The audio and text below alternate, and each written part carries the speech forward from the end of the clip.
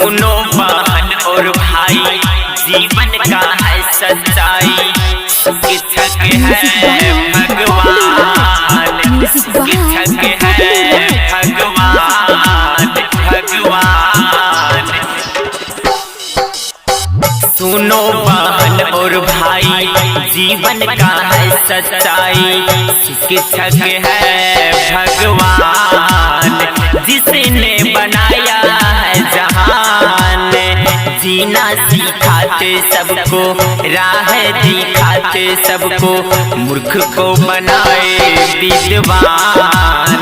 जग में है गुरु महान, सुनो बहन और भाई, जीवन का है सच्चाई, शिक्षक है भगवान, जिसने बनाया है जहान, जिसने बनाया है जहान, जिसने बनाया है जहान, जहान।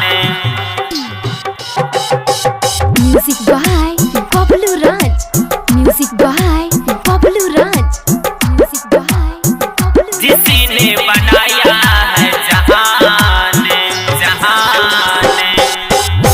बिना गुरु के भैया जीवन बेकार है, बिना गुरु के भैया जीवन बेकार है।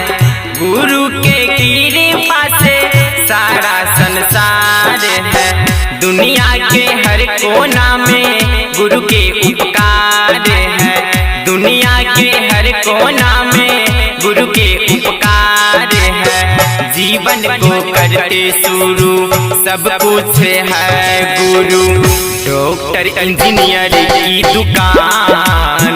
जग में है गुरु महान, जग में है गुरु महान, जग में है गुरु महान, गुरु महान।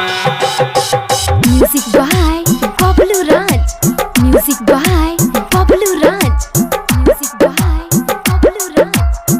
जग में है गुरु महान।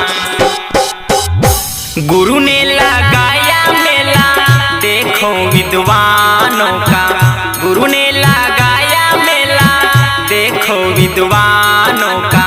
करते हैं वंदन दिल से ऐसे इंसानों का, आदर करते हैं गुरु के जैसे भगवान का, आदर करते हैं गुरु के जैसे भगवान का।